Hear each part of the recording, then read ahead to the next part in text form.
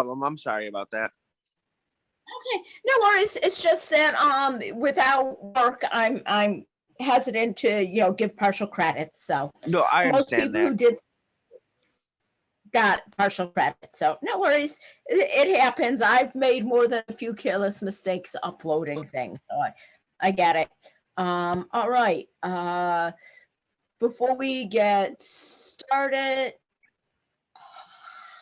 does anybody want to look at any questions from any of the homework assignments? No, I'm okay. Oh, Everybody else? sorry, did you get me by any chance? I didn't know if I heard Yeah, my Joey, name. I got you. All right, thank you. Yeah. You were struggling with your audio for a while, yeah? Yeah, my headphones kept reconnecting and disconnecting. Oh, that's no good. Yeah. When I have to use the headphones, it's a bad day. So last time I used the headphones, though, everybody said they thought I was muted, so I've given up on them. Yeah, me too.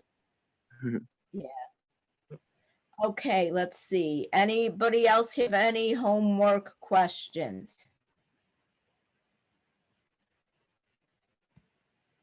If not, we're more than halfway through this unit.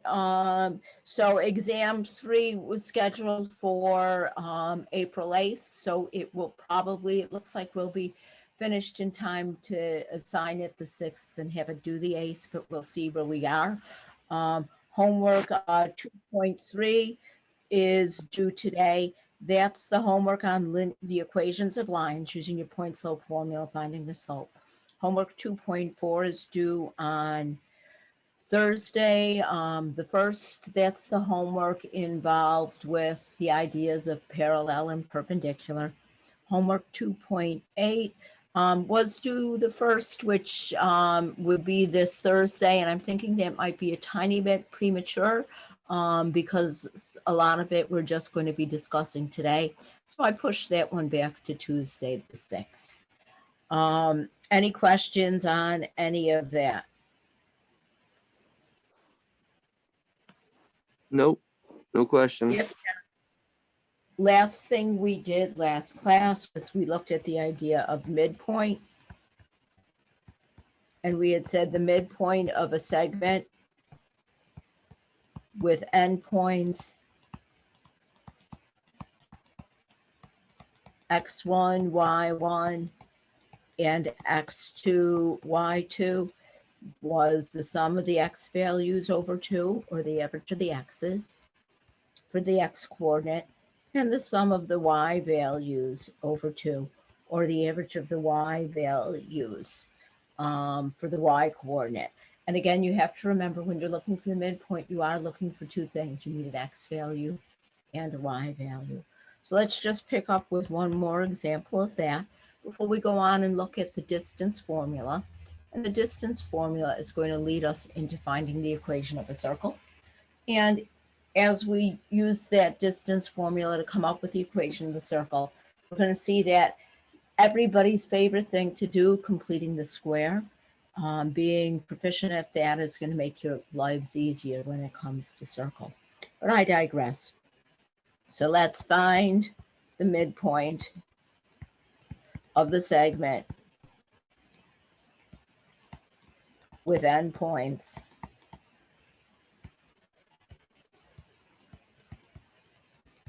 Oh, and let's make this interesting. Let's make the endpoints 5 halves, radical,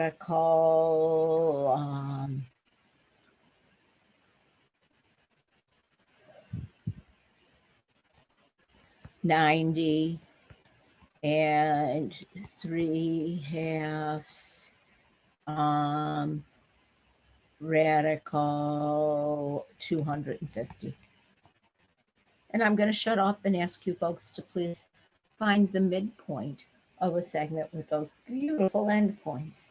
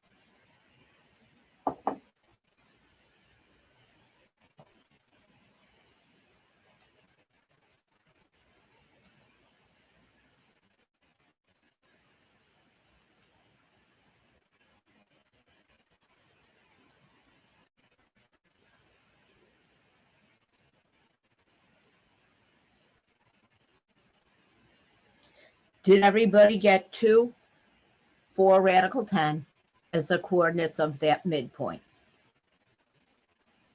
Yes, that's what I got. Anybody need more time, or are we all right?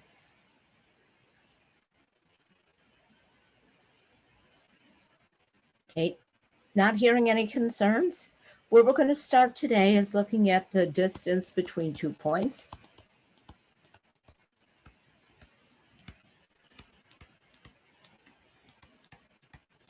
And I don't want to just throw a formula at you without giving you an idea where that formula comes from. And so I'd like to break this down into 3 cases so that we can lead up to that distance formula. First case we're going to look at is if the points have the same x values.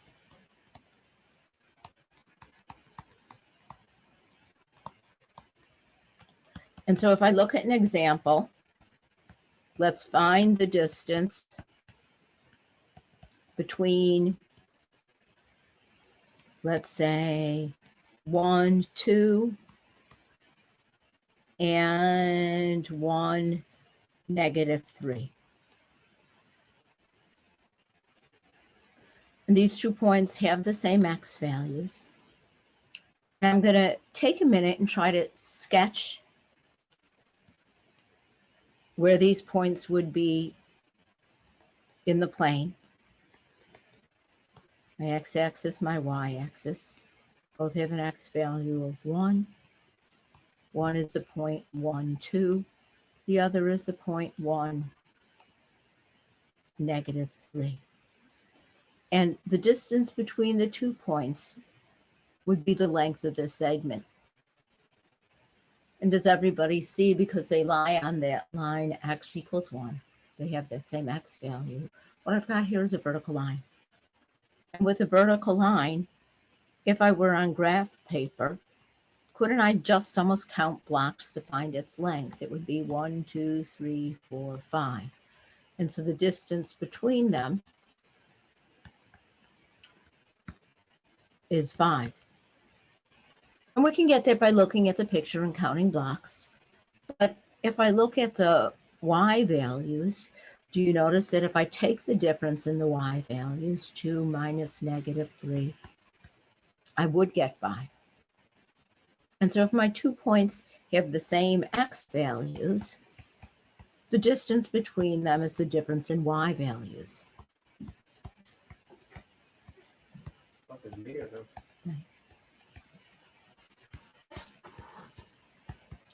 So the distance is the difference in the y values.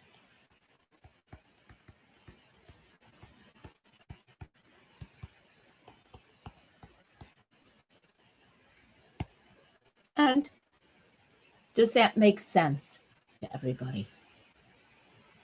Points have the same x values. To find the distance between them, I'll subtract the y's. See how far they are apart.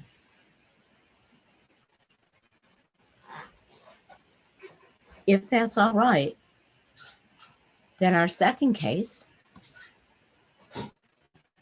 will be if the points have the same y values.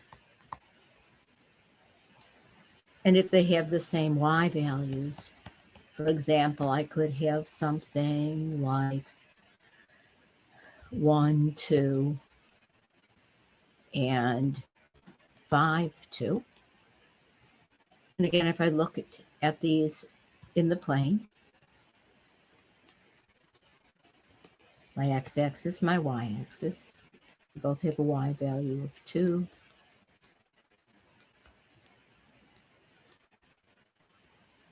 My x values, let's see, I've got 1, 2, and I've got 5, 2. And do you see how this time we've got a horizontal line? Those points both lie on that line y equals 2. And so if I were on a grid, I could find the distance between them by counting blocks and find that the length of that segment is 4. Or I could go and look at the coordinates and realize that the difference in the x values would give me that length. So if 2 points have the same y values, the distance between them is the difference in x values.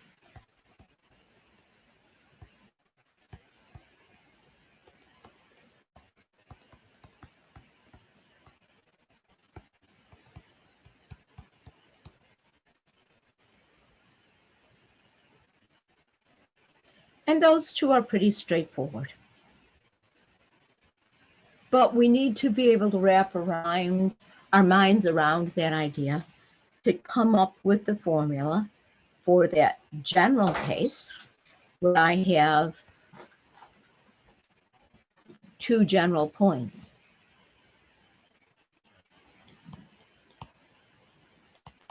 And for my 2 general points, I'm going to use x1, y1, and x2, y2.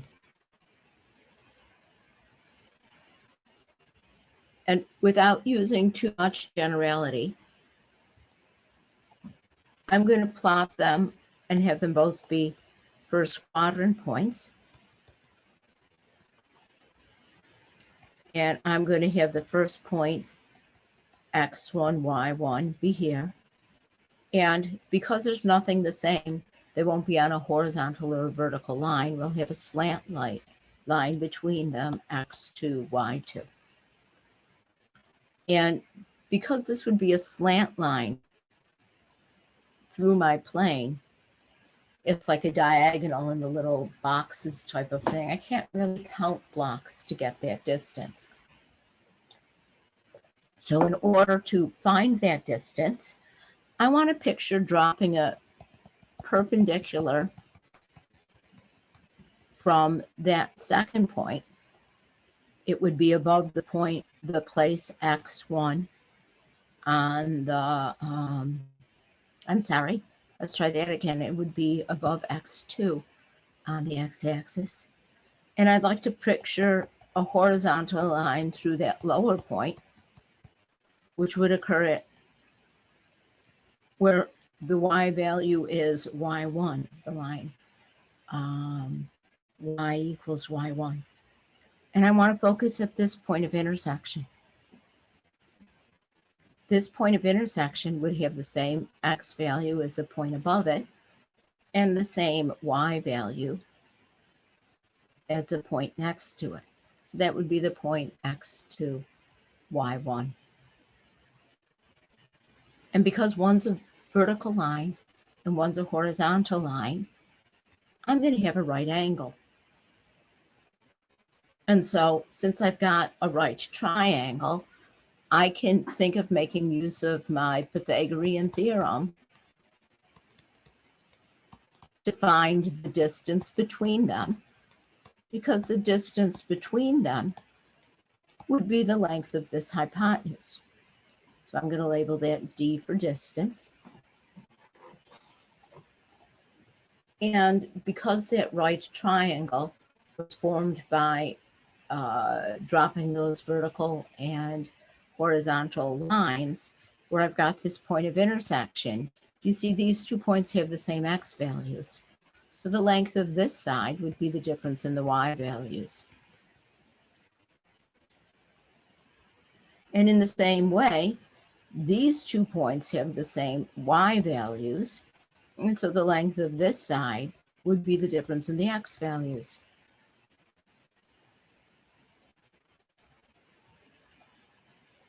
Everybody okay with all of that so far? Yeah, that's okay. So when I substitute into my, this should be c squared, I apologize.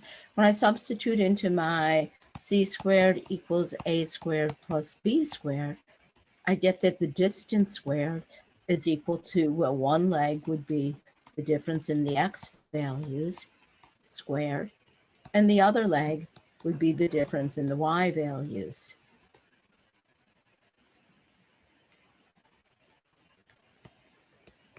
Squared.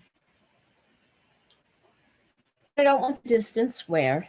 I want the distance. So I'm going to take the square root of both sides. Because distance is always positive, this time I don't have to worry about putting the plus or minus in front of the square root, because again, distance is going to be referred to as a positive quantity until you get to calculus. And so that's going to give me that the distance is the square root of the difference in the x values squared plus the difference in the y values squared. And this is the formula for the distance between 2 points. And if you see, it's just a variation on the Pythagorean theorem.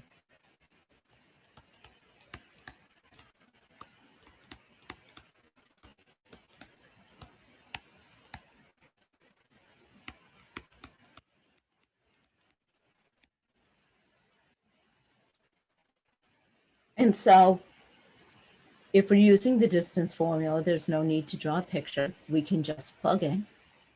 And if we go back and look at those first two cases, over here, if I use the distance formula with these 2 points, I would still get that result of 4. And over here, if I use the distance formula between those 2 points, I'd still get the result of 5. So let's look at some examples. Does everybody have all of this down? Can I turn the page? Not hearing any concerns. First example, let's find the distance between the points.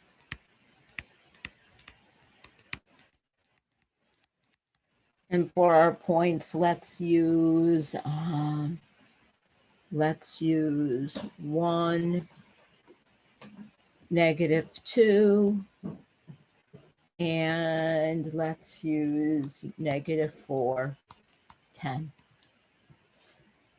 And our distance is the square root, again, of the difference in the x values squared plus the difference in the y values squared. Remember, order of operations, that radical is considered a symbol of grouping. It's like there's parentheses inside that. So we have to simplify our radicand before we can take the square root. So it doesn't really matter which we use as the first point or the second point. So here I'm going to say, let's say 1 minus -4 squared would be the difference in my x's, plus, and the difference in my y's would be -2 minus 10 squared. And I'm going to do every piece out with this one because it's our first example. That would give me the square root of 5 squared plus -12 squared, which would give me the square root of 25 plus, please be careful with your signs. One thing that I noticed on the test, with that very first question where you had to make the table of values, some people weren't careful with their signs. Remember, if I square a negative, I always get a positive. So that should be positive 144, not negative 144. If you're doing it with a calculator, the reason you would get a negative is if you didn't use those parentheses. And if you're using a calculator, when you square a negative number, you have to put those parentheses around it. And so that'll give me the square root of 169, which hopefully we all know and love is 13.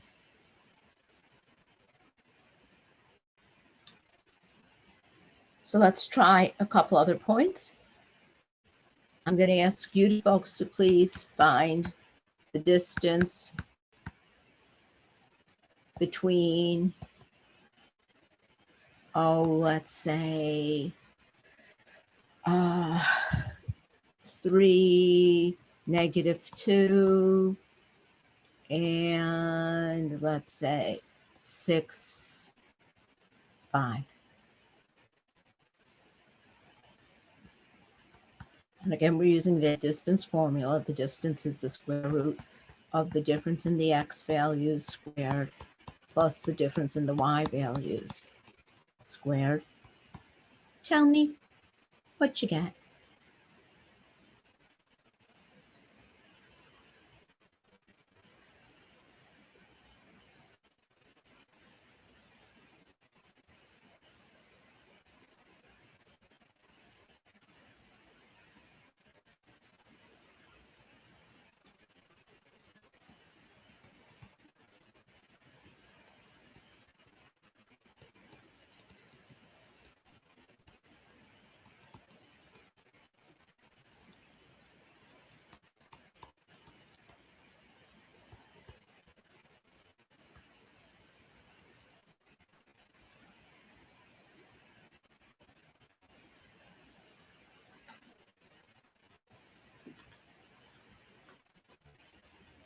Did anybody else get the square root of 58? Yes. I don't think that that radical simplifies. And so this would be in radical form.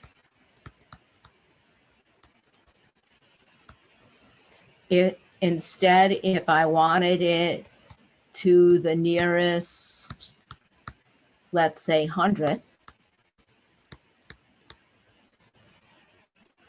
is there, is everybody comfortable, pardon me, finding the decimal approximation of a square root using your calculator? To the nearest hundredth, that would give me 7.62.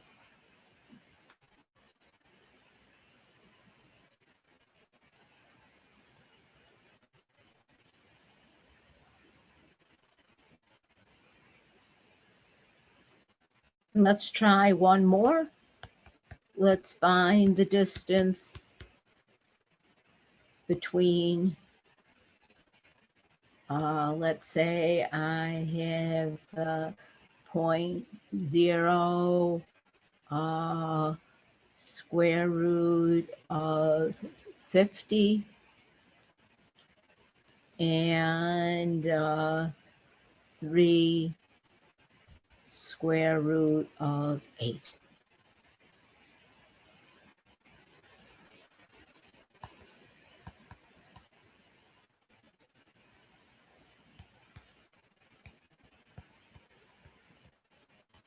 And I'm going to be quiet and give you guys a minute to work on this one. Please remember, when you subtract those radicals, you've got to simplify them first, see if they are indeed like radicals.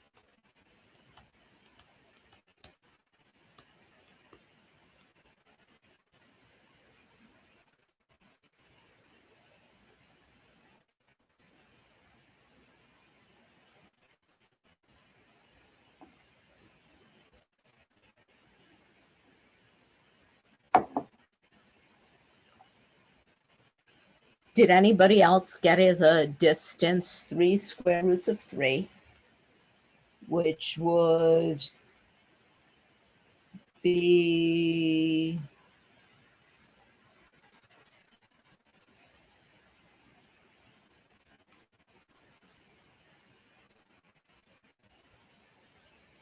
uh, 5.20 to the nearest hundredth?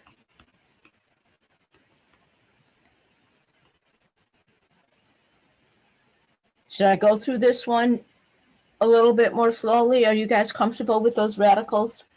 or not. I think the difference in the x's, 0 minus 3 is 3. Gives me 3 squared, which becomes 9. Difference in the y's, I've got radical 50 minus radical 8.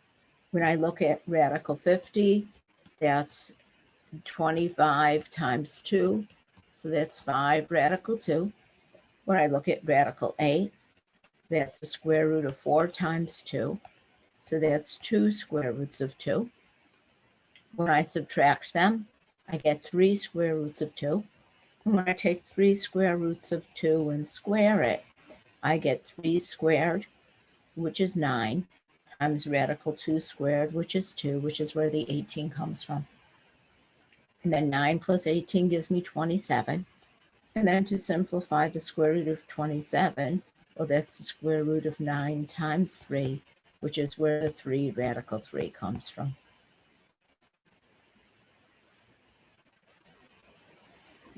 Any questions?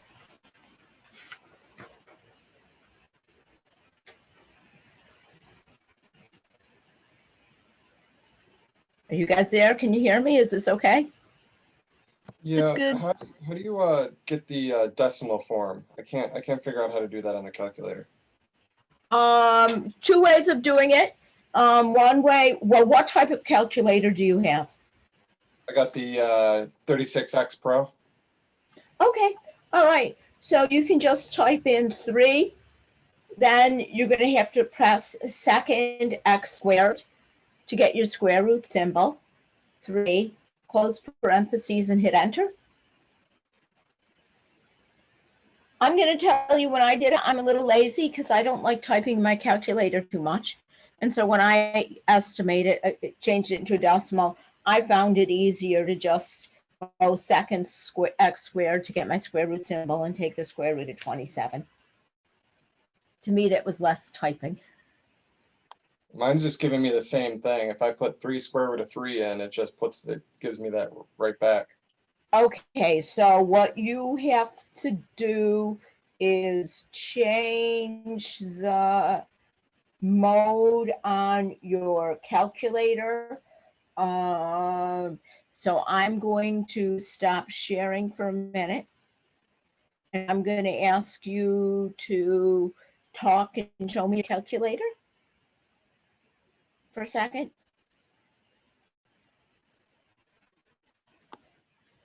One second. You got that? Okay, is there a button on your calculator that says mode? Yep, I got it. Okay, mode, when you go to that mode function, what are the options that you get? Degree, rad, grand, norm, psi, English. Switch it to, are you in norm or in, Norm. it's in norm. Are there other choices as you go down? In that row, I got psi and English. Okay. How about, is there another, when you press mode, are there other options? Yeah, so I got degree, norm, float, real, decimal, classic, Decimal. math print. Do you have real highlighted? Real's highlighted, yes. Change it to decimal. Decimal's highlighted as well. Okay, unhighlight real.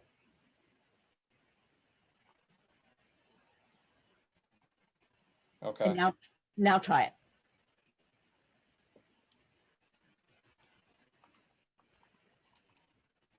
And I'm still getting the same thing. Okay, it's somewhere there in the mode. I'm not that familiar with that model, but play with those settings. If it's Okay. giving radical forms, it simplified radicals instead of a decimal, it has to do with the mode that you're in. Unless there's a fraction to decimal button, is there a button, a function that goes radical to decimal? Okay, I'll Okay. mess with it a little bit. I'll try to figure it out. All right, okay. All right, thank you. Okay, you're welcome. Then if we're okay with this distance formula, the next thing we're going to look at is, of all things, circles. And let's see if I can use this toolbar to draw myself a pretty circle.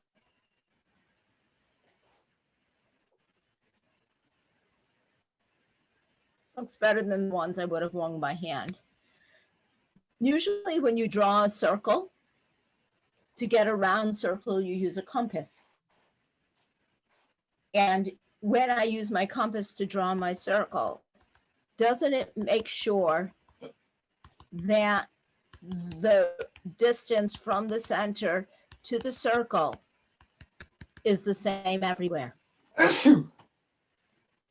And is everybody familiar with the fact that that distance from the center to the circle is called the radius?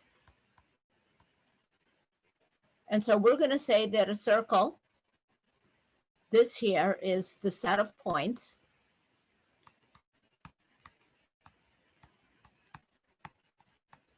And if they're points, any point on that circle, I can give coordinates x, y.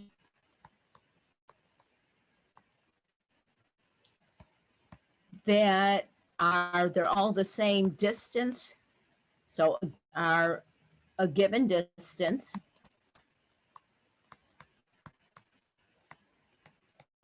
that's called the radius.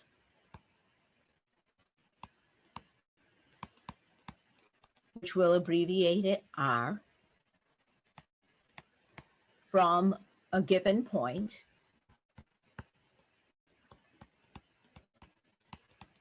That's called the center.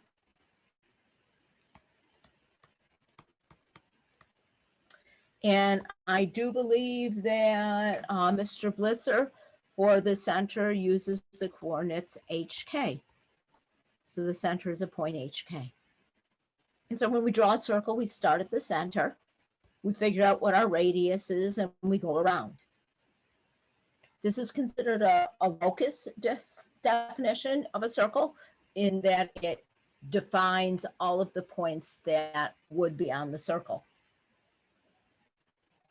But what's cool about this definition is that it talks about the distance from the center. Whoops, and over here I forgot to make note of the fact that our center is going to be HK to the points on the circle, always equaling the radius. And because that definition talks about distance, I'm going to use that distance formula that we just talked about to come up with the equation of my circle. And part of the reason that I'm subjecting you guys to this derivation is because it helps me remember that the equation of a circle is really similar to that distance formula, which helps me remember the equation of a circle. The distance we want to be R. One of our points, a generic point XY, which would be any point on the circle. So for the second one, I'll use XY. And my other point is HK.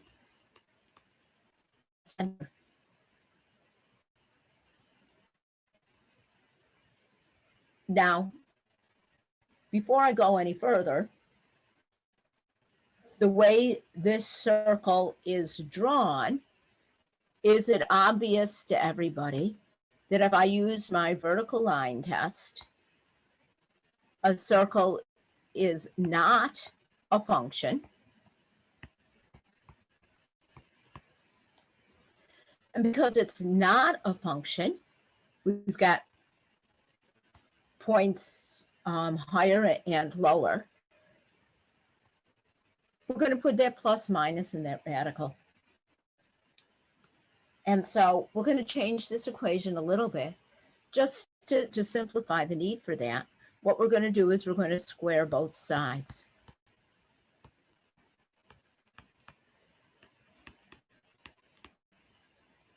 When I square what's on the left, I get R squared. When I square what's on the right, well, when I square a square root, I just get what's underneath the radical.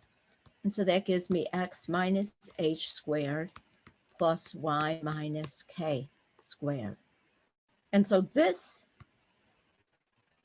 is going to be the equation of a circle with center hk and radius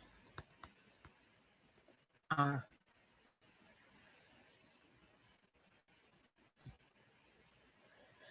And when we look for the equation of a circle, most people like circles best when they're in that form.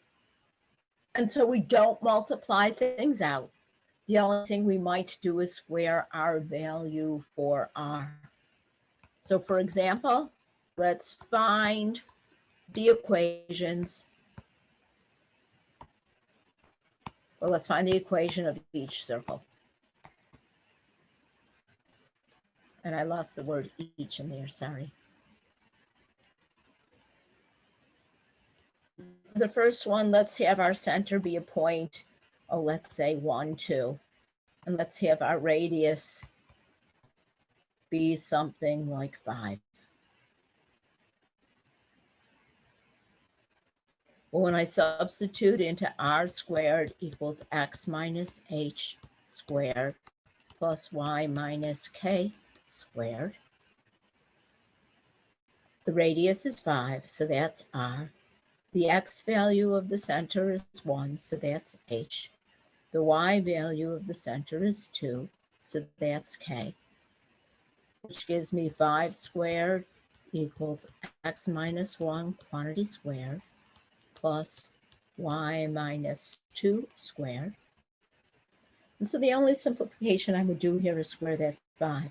So I get x minus 1 squared plus y minus 2 squared equals 25. I guess it doesn't really matter which side of the equal sign you put the 25.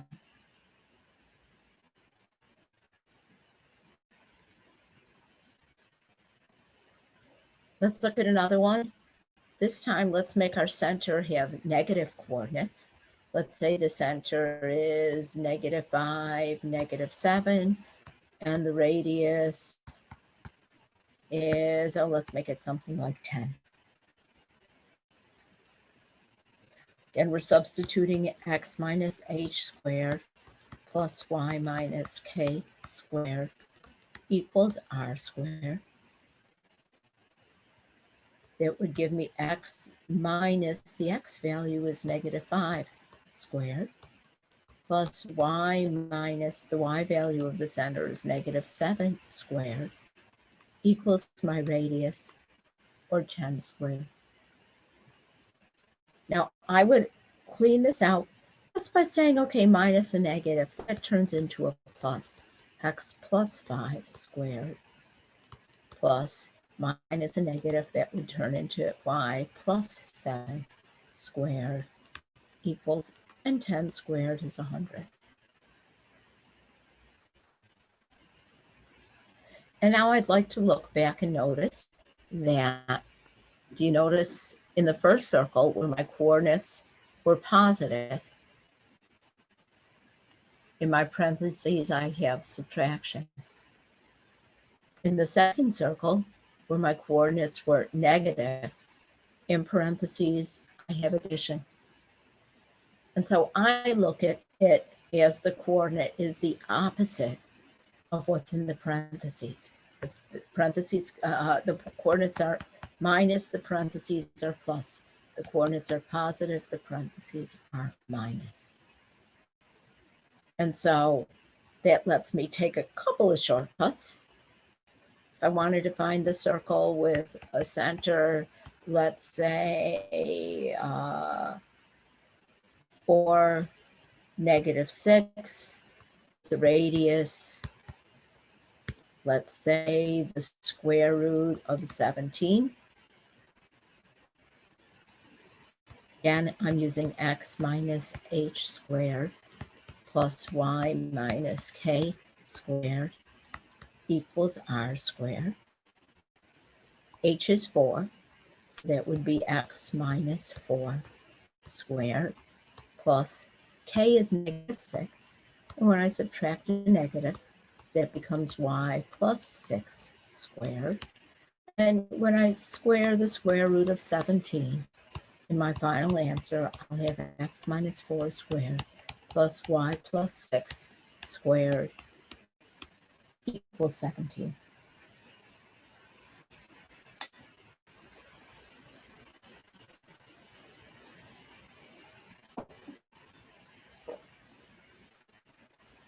That one I like.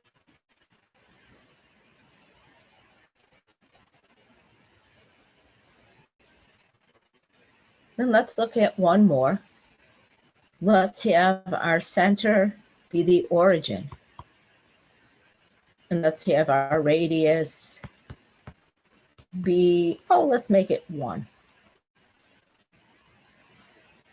When I substitute it to x minus h squared plus y minus k squared equals r squared, what are the coordinates of the origin?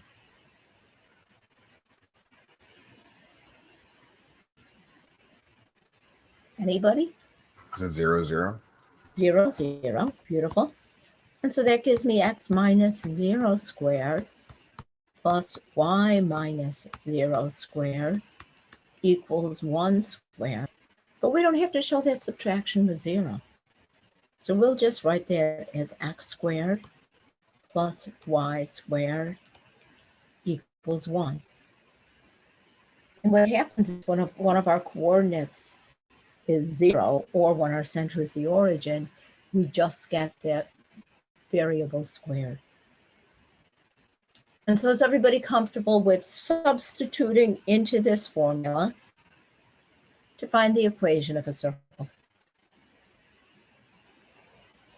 We're going to find a little bit later, and those of you who are going on to Math 111 are going to find that that x squared plus y squared equals 1 will become an important circle when, of all things, you start looking at trigonometry.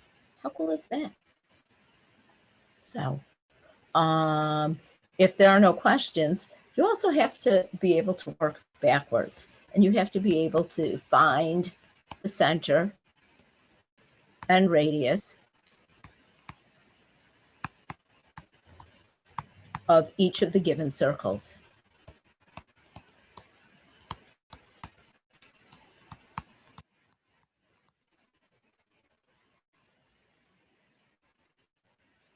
And so let's start with something like x minus 8 squared plus y minus 3 squared equals 81.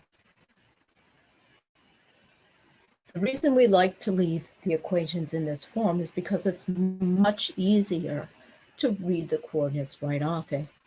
If I compare that to my x minus h squared plus y minus k squared equals r squared, is it obvious that h, what I'm subtracting from x, is 8, k, what I'm subtracting from y, is 3, and r squared is 81, and so my center will be the point 8, 3, and my radius would be the square root of 81, or 9.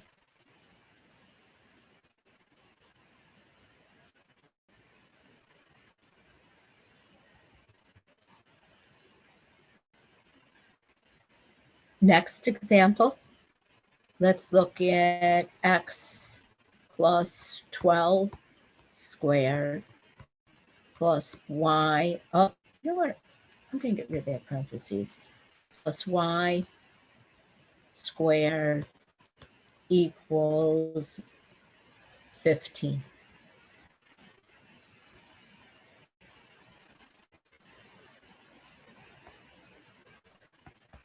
Here, when I'm looking for the center, if I have x plus 12 squared, what am I subtracting from x?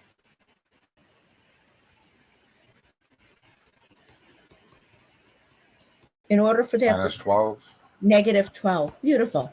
And that's where I find that idea of it's the opposite sign useful. What am I subtracting from y? Am I subtracting Yeah, anything? 15. What am I subtracting from y before I square it? Am I subtracting anything? So the y value of the center would be 0. And my radius would be the square root of 15.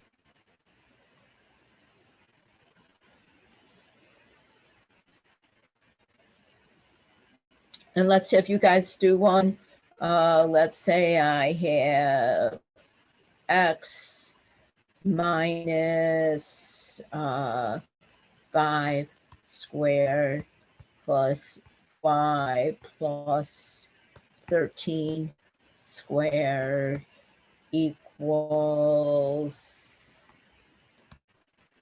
900. And I want the center and I want the radius.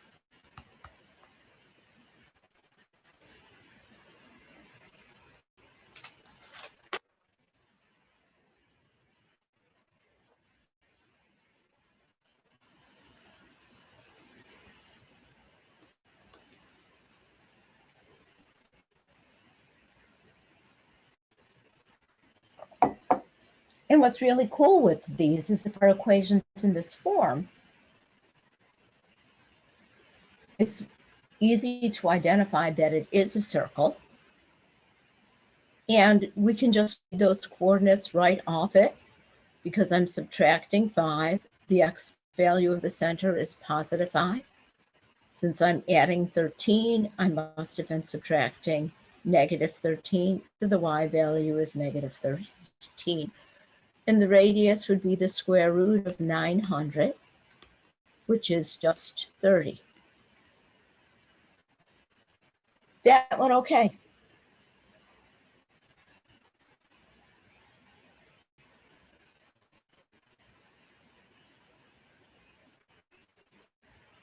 If there are no questions, let's look at one or two more. This time, let's find the center and radius of, and this time I'm going to have x squared plus y squared minus 10x plus 6y minus 30 equals 0.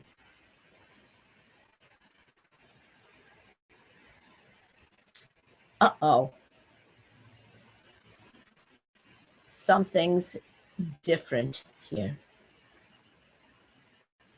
Do you notice that this is not in center radius form, but rather it's in what would be considered a general form,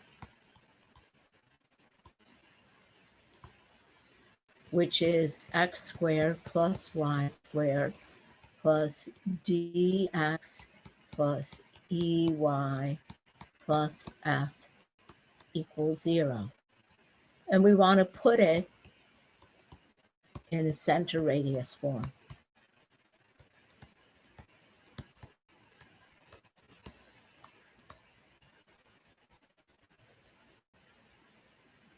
Before we do that, I just want to make sure that everybody's clear how to look at this equation and recognize that it is a circle. And what tells me that it's a circle is that both x and y are squared.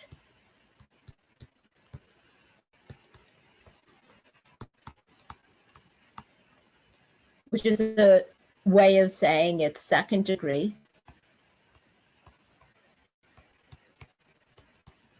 In both x and y.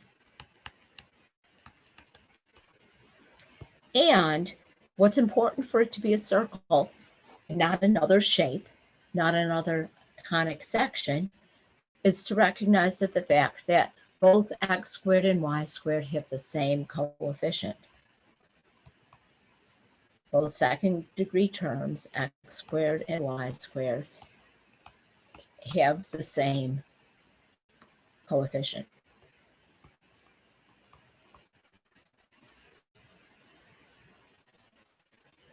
life is much easier if those coefficients are both 1.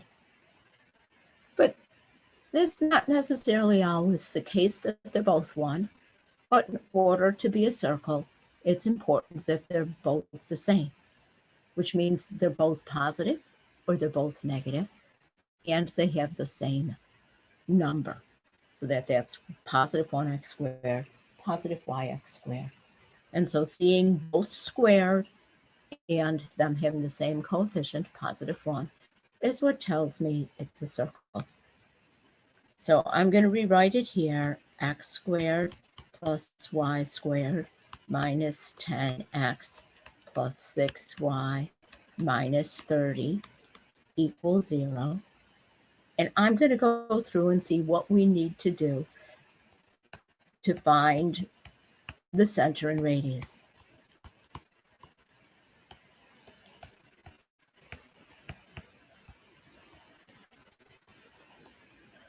First thing that we want to do is not necessary with this one, but if it is necessary, I want to divide both sides by whatever the leading coefficient is.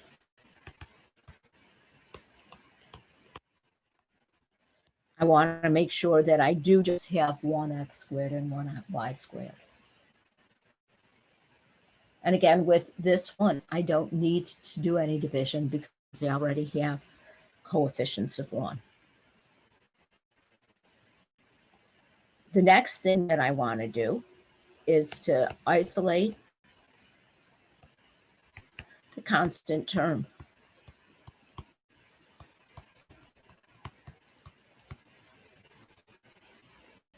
When I isolate the constant term, that means I want to take that plain old number and move it to the other side. So here we'll add 30 to both sides,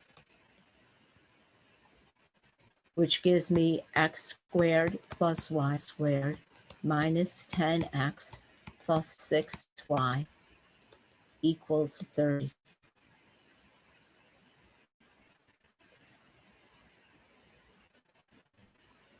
Now, I want to rearrange the terms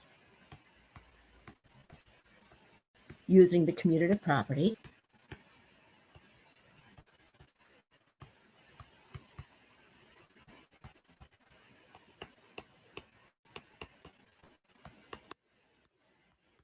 To get the x's together and the y's together.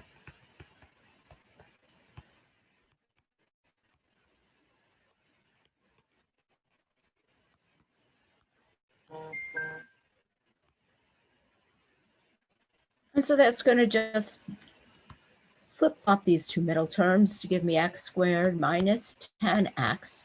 I'm going to leave a little bit of a space there, plus y squared plus 6y. I'm going to leave a little bit of a space there. And I have my 30.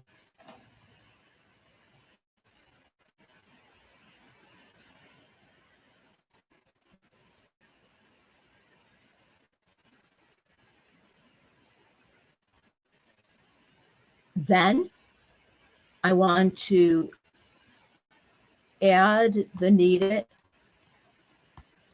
constant or constants to both sides to get a perfect, how do you spell perfect? P-E-R-F-E-C-T, square trinomial in both x and y.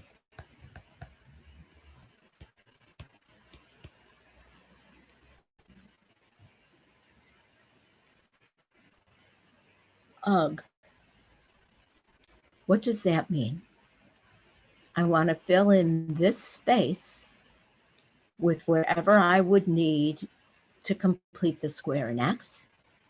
I want to fill in this space with whatever I would need to complete the square in y. And whatever I add to one side of the equation, I have to add the same value to the other side. So doing a little bit of scratch work there. Does everybody remember, in order to decide what I need to add to make it a perfect square trinomial, because I've got that leading coefficient of 1, do you guys remember what we did was we took that first degree coefficient, -10. Remember, we divided it by 2 and then squared the results. So -10 divided by 2 is 5, squared is 25. So I'm going to add 25. And again, if I add 25 on one side, I have to add 25 on the other. And that would make this x squared minus 10x plus 25, or x minus 5 squared. And then with the y's, remember we look at that first degree term. Remember, to complete the square, we took half of that coefficient. And again, we can only do that because we had that leading coefficient of 1 on y. It would give me 3 squared, or 9. And so I'm going to add 9 to both sides. Adding 9 would make that y squared plus 6y plus 9, which would give me y plus 3 squared. And on the other side, when I add 30 plus 25 plus 9, I get 64.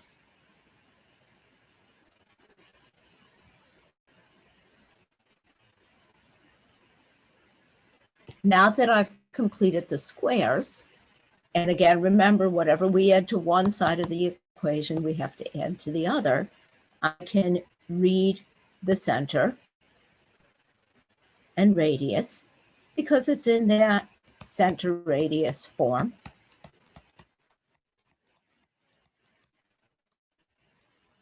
And so my center would be 0.5, -3, and my radius would be, in order to get 64, I would have squared 8.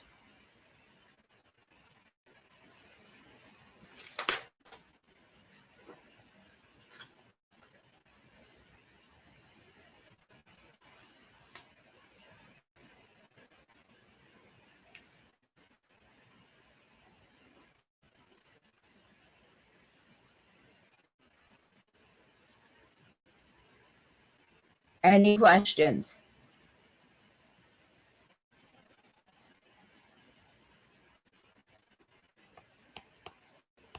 If not, I'm going to ask you to find the center and radius of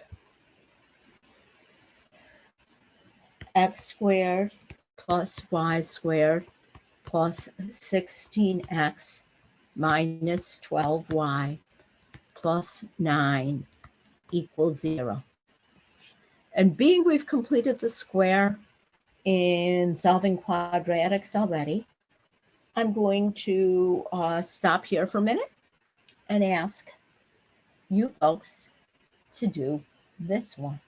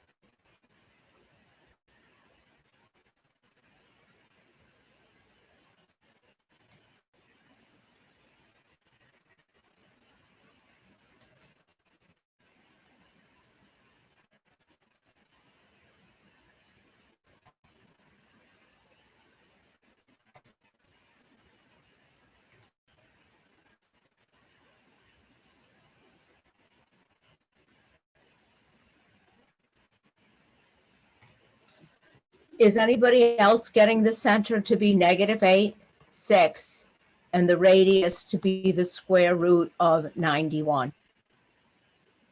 Yeah, I'm getting that.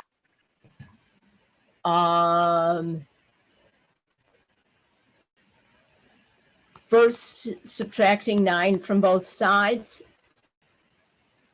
we get x squared plus 16x plus y squared minus 12y equals -9. And then we have to take half of 16 and square it. Half of 16 is 8 squared is 64.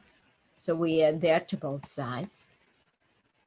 And we also have to take half of -12 and square it. -6 squared would be 36.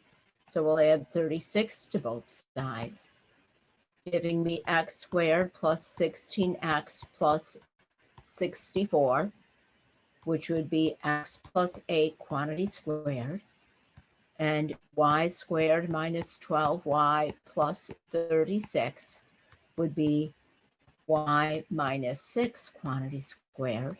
And when I add that, I get the 91. Is everybody comfortable with that? Is everybody okay getting there? Shall we try one more to be sure, or are we good?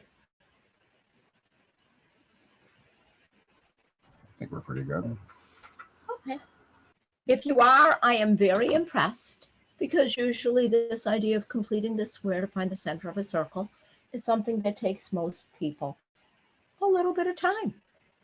But if you folks have it, let's do a little bit of introduction to that last section of this chapter that we'll be looking at, which involves the graph of a quadratic function.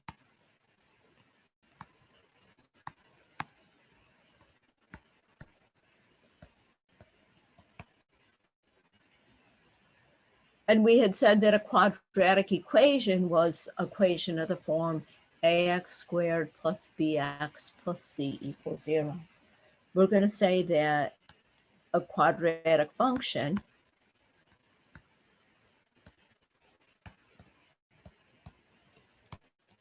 is a function of the form f of x equals ax squared plus bx plus c, where a, b, and c are real numbers. And again, remember, f of x is just a fancy way of writing y. So you might also see this as y equals ax squared plus bx plus c.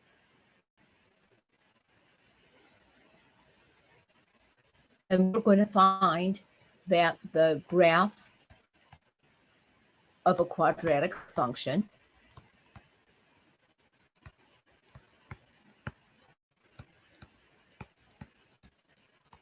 is going to be a parabola.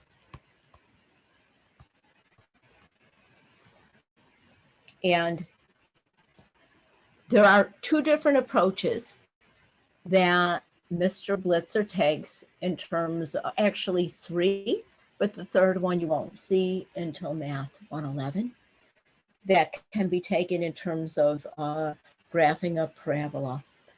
And the first we're going to look at is we're going to look at all parabolas can be considered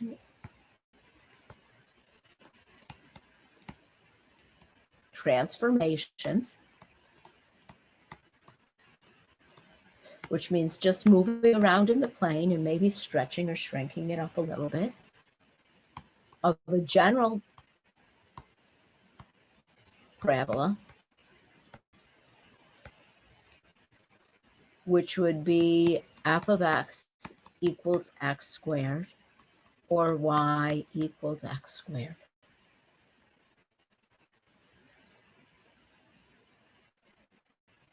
And so we're going to do a little bit of bouncing around on the page for a minute and sketch some second-degree equations by making table of values and see what happens to my general parabolas when I make these changes. So let's first sketch f of x equals x squared.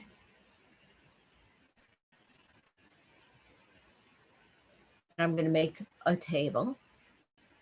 I'm going to plug in my x values. I'm going to put in the middle y equals x squared and find the corresponding y values. And then I'm going to try to graph my results. Let's take x from -2 to 2.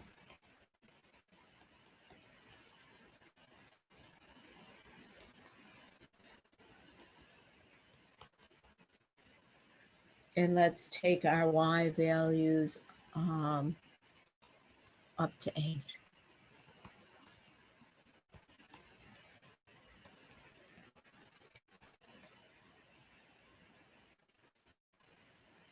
And so when x is -2, y would be -2 squared, or 4.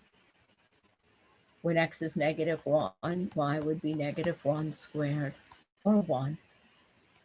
At 0, y is 0 squared, or 0. At 1, y is 1 squared, or 1. And at 2, y is 2 squared, or 4. And so I have these points -2, 4, -1, 1, 0, 0, 1, 1, 2, 4. And I get this curve.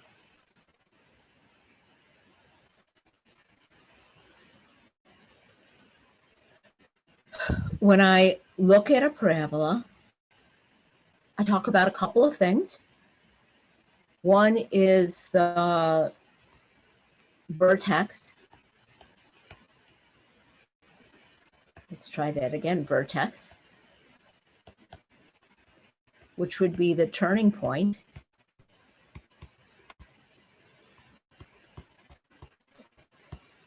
And here my vertex is 0, 0, the origin. It's decreasing till it gets to the origin, and then it's increasing.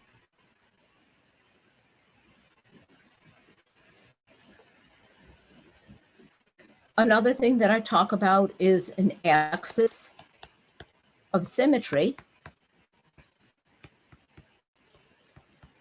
And the axis of symmetry would be a line that I could fold it over and have the two sides match.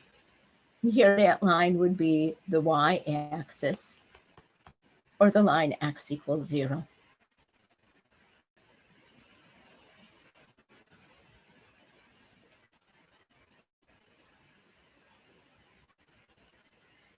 If that's all right, next I'd like to sketch, and let's do this in a different color. Let's sketch h of x equals x squared plus 2. And again, I'd like to use those same x values.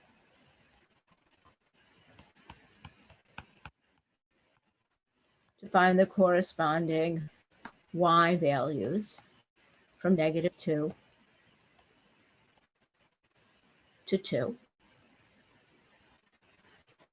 And so if x is -2, -2 squared plus 2 would be 4 plus 2, or 6. If x is -1, -1 squared plus 2 would be +1 plus 2, or 3.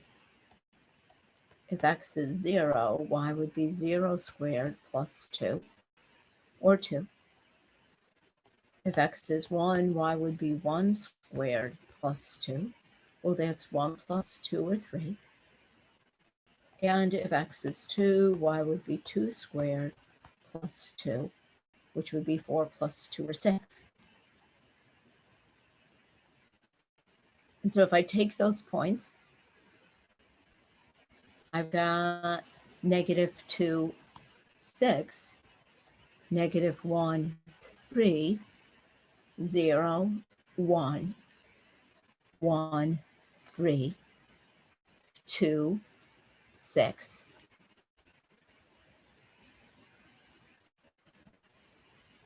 And do you notice, if I could draw, sorry about that, it has the same general shape.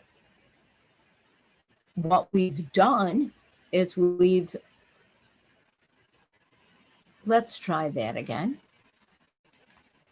At 0, it's 2, not 1. What we've done is we've shifted it up 2. So by adding 2 at the end, we shifted it up 2. So my vertex is now the point 0, 2, but my axis is still that y-axis, the line x equals 0. And does everybody see how what I've just done is I've taken that graph and moved it up A. So looking at those transformations,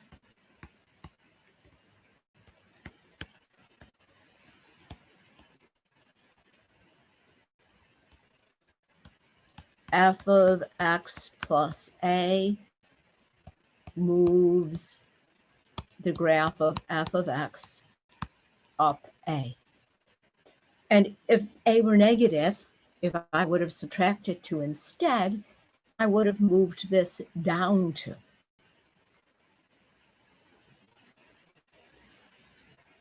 Next, I'd like to sketch g of x equals, instead, let's look at x plus 2 squared. And instead of adding the 2 after I square, let's add the 2 before I square.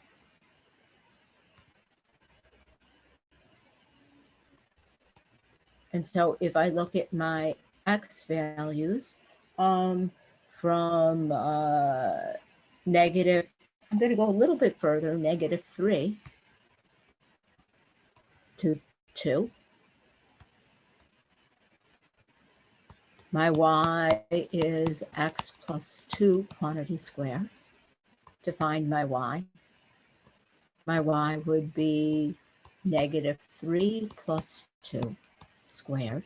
-3 plus 2 is -1 squared is 1.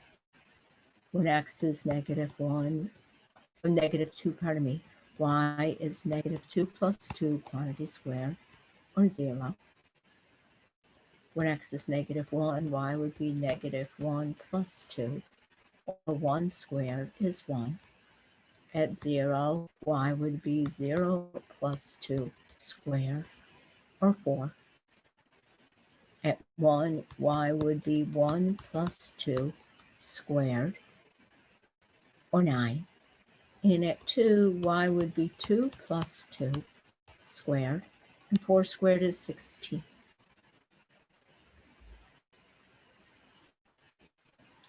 And so if I go to graph this one, at -3, it's 1. At -2, it's 0. At -1, it's 1. At 0, it's 4. At 1, it's 9. And at 2, it would be 16, which is kind of off my graph a little bit. But you see, it still has that same general shape. The difference is that I've moved it left 2. And so when I add, I move it to the left. Instead, if I would have subtracted, I would have moved it to the right. But this was a shift that went left to our vertex is -2, 0.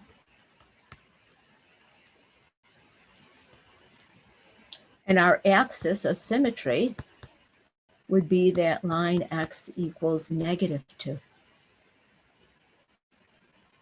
which is saying that this would fold along that line x equals -2.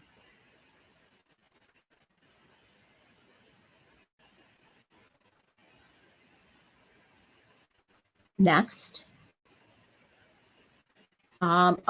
transformations. So f of x plus a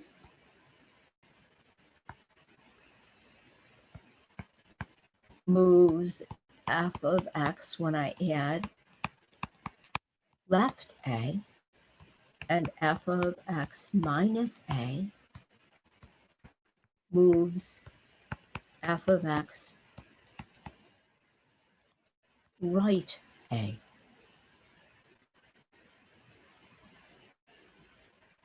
Picture's going to get a little messy because I'd like to do 2 more.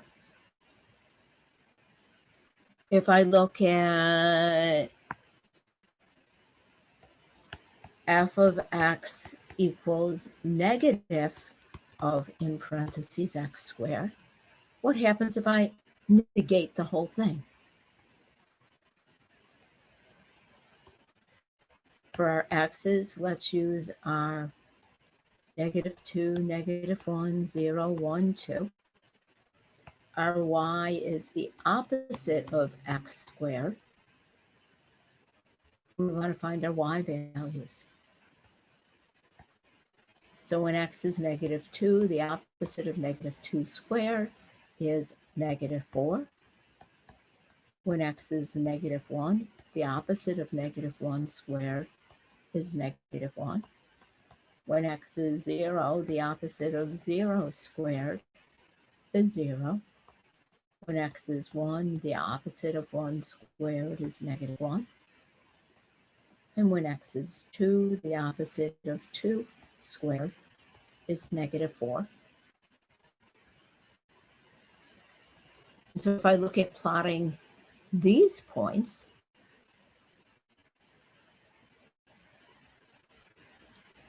at -2, I get -4. At -1, I get -1. At 0, I get 1. At 1, I get -1. At 2, I get -4. And you see, by changing the sign, we reflected it over the x-axis.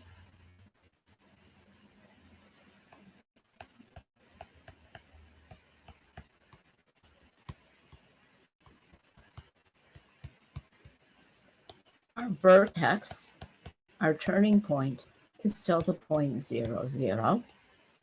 Our axis of symmetry is still the line x equals 0. We didn't move it right or left or up or down, but by negating it, we flipped it.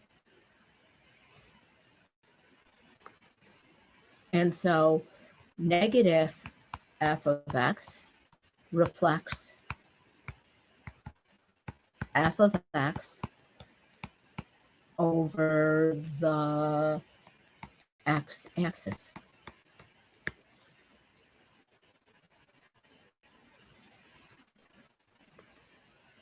And one more.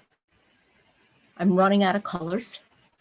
For this last one, I guess we'll just use the gray that they give me.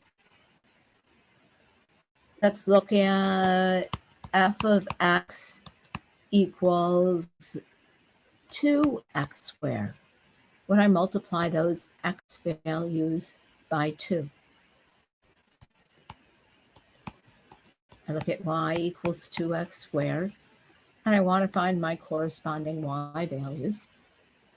Again, let's be consistent and use -2 to 2. When I take 2 times, when x is -2, 2 times -2 squared would be 2 times 4, or 8. When x is -1, 2 times -1 squared would be 2 times 1 or 2. When x is 0, y would be 2 times 0 squared, which is 0. When x is 1, y would be 2 times 1 squared. 2 times 1 is 2. And when x is 2, y would be 2 times 2 squared. 2 times 4 is 8.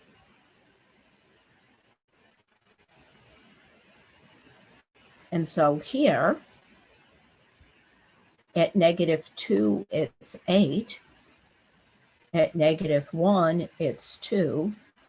At 0, it's 0. At 1, it's 2. At 2, it's 8. And we've still got that same general parabola shape. But you see what we did was we stretched it. We made it taller. And so if I look at the transformation, what we did was we stretch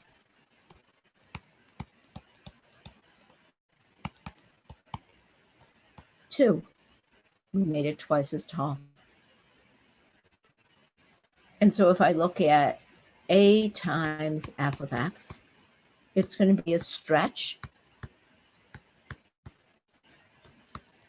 if the multiplier is bigger than 1, and it's going to be a shrink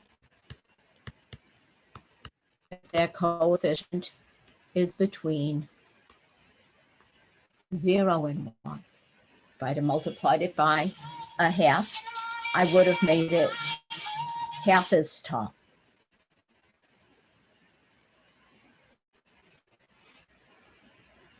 So, what does that tell me?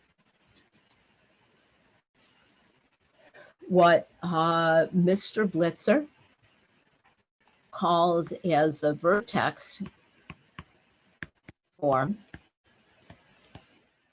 of a quadratic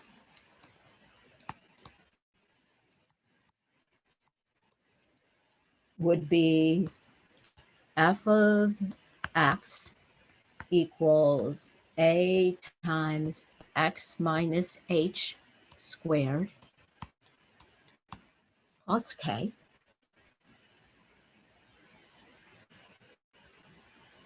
which means I would be moving it right h and up k. And if I'm in that form, my vertex is going to be the point hk. Notice that we're subtracting h, so this will have the opposite sign, but we're adding k, so it'll have the same sign.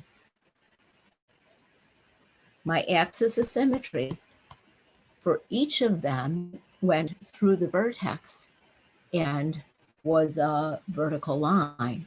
So it'll be the line x equals h.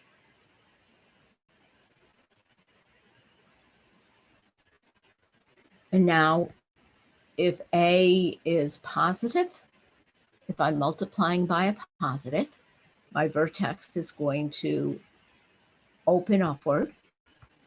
I call it a happy vertex.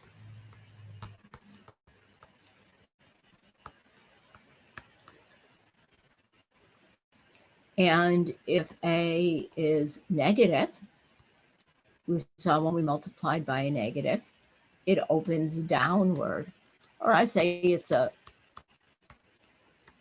grumpy parabola. And so if my parabola is in this form, to sketch it, I'm going to find the vertex, which is at point HK. I'm going to determine the direction. If it opens upward or downward based on the sign of A. And going back Does everybody see over here, if it opens upward, that turning point, that vertex is a low point or a minimum? As opposed to if it opens upward, that was opening upward, I apologize. If it's opening downward, that vertex, that turning point is a high point or a maximum.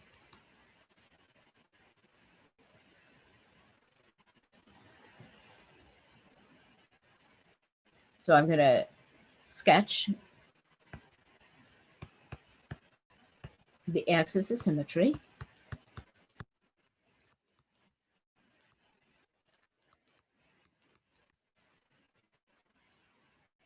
And then for additional points on my graph, I'll know general shape of it, where it's located in the plane, what its vertex is, if it's going up or down. But I need some more points. And so to find my additional points, I'm going to find my intercepts. And so for my intercepts, remember for the y-intercept, we'll substitute x equals 0.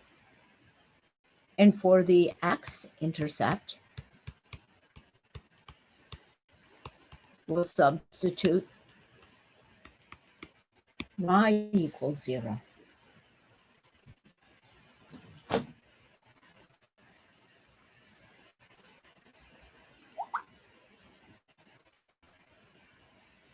So, what does all of that mean? Let's do one example, and then let's call it a day. We'll pick up from there next time. Before I do that, does everybody have all of this down? Does anybody have questions on any of this?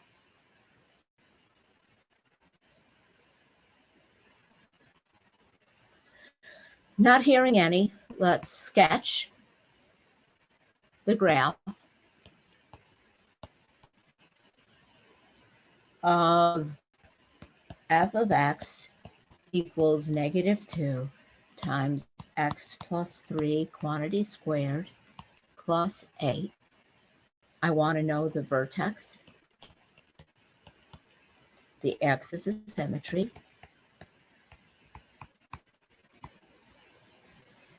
whether it has a maximum or a minimum. And I want to know what the intercepts are.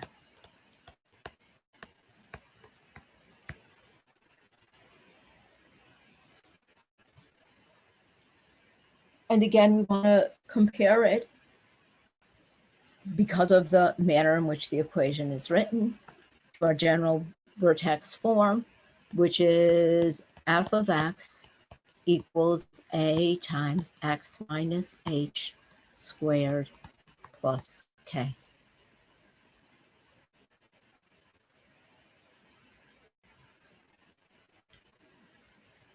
And so my vertex, let's see, h is what I'm subtracting from the x value. So that would be -3. K is the constant that I'm adding at the end. K would be 8. And you see how if our equation's in this form, we can just read it right off the equation. The axis of symmetry is always a vertical line through the vertex.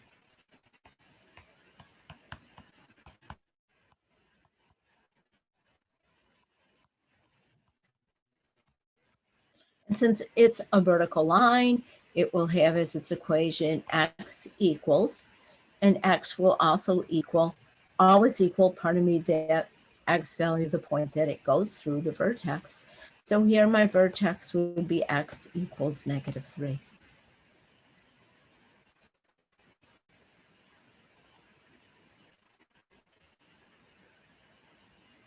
To tell if it's a maximum or a minimum, I've got to decide if my parabola is grumpy, in which case the turning point would be high, or happy, in which case the turning point would be low, and that's determined by my sign on A.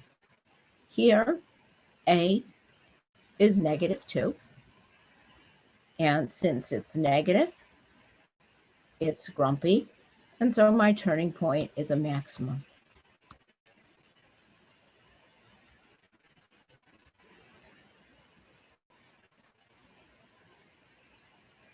And so the maximum value, the highest it would go, is the y value of the vertex, or 8.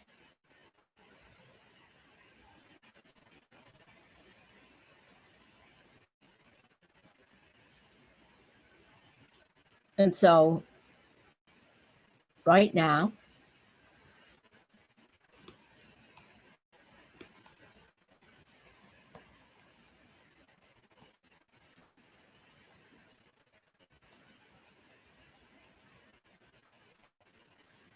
we know that our axis of symmetry is going to be symmetric around the line. X equals -2. You know that our point -2, 8 is the turning point. And because it's opening downward from there, that's my highest value.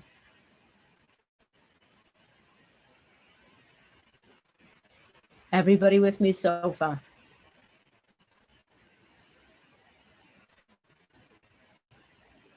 Then for my intercepts, for the y-intercept, we're going to find f of 0, substituting in x equals 0. And so f of x, I lost the function when I moved the page, f of x is -2 times, oh Lord, I'm sorry, the axis of symmetry was at -3. My memory failed me. -2 times x plus 3, quantity squared, plus 8. And so f of 0 would be -2 times 0 plus 3, quantity squared, plus 8. So that would be -18 plus 8 is -10. And so this thing is going to cross my y-axis at -10. And because of the symmetry, we'll have a mirror image point on the other side of the line. And then for my x-intercept, I'm going to substitute y equals 0, or I'm going to solve f of x equals 0, which gives me 0 equals -2 times x plus 3, quantity squared, plus 8. And to solve this one, I would, because of the form that it's in, I'd use that square root property. So let's subtract 8 from both sides, giving me -8 equals -2 times x plus 3, quantity squared. Dividing by -2, I get 4 is equal to x plus 3, quantity squared. Taking the root of both sides, I get that x plus 3 is equal to the positive or negative square root of 4. So that gives me 2 equals x plus 3, or -2 equals x plus 3. So solving, I get x equals -1. So I'm crossing the x-axis at -1. And here I get x equals -5. So I'm also crossing the x-axis at -5.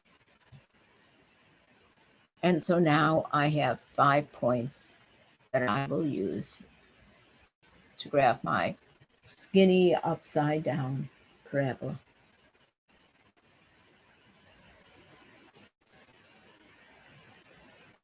What do you think?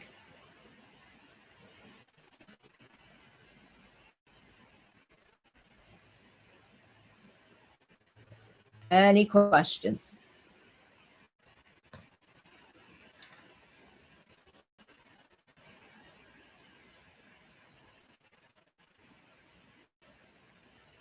If not, looking at the time, let's stop here and we'll pick up with more examples of this on Tuesday. Does anybody have any questions? Not right now. Okay. It's a bit much, but does it make sense? Can everybody sort of follow the reasoning? For the most part. Okay. All right. I think there were one or two people who came in after I took attendance, and I have to apologize. I take attendance on my Chromebook next to me. And so, because the Chromebook went to sleep, it's going to take me a minute to just open the attendance function. If you were here on time and don't have questions, by all means, go on and have a great day. But I'm thinking, let's see, Joe Pellegrino, I don't think that I got you when I took attendance. Yeah, I came late. Sorry. Yeah. And Zachary Scott, I Yeah, I'm here. Yeah, you. I thought you got me. Yep. yeah, I did get you. So anybody else come in late?